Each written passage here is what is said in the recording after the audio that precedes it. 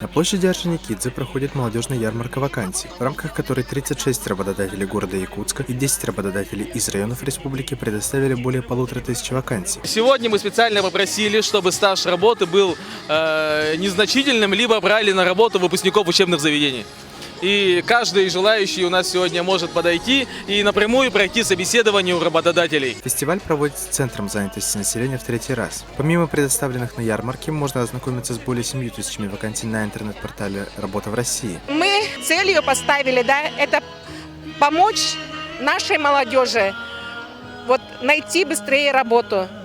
Исходя из тех вакансий, которые есть у работодателей, исходя из портала «Работа в России», исходя из нашей базы, а также, конечно, те, которые не могут найти сегодня работу, хотя бы они были проинформированы о ситуации на рынке труда.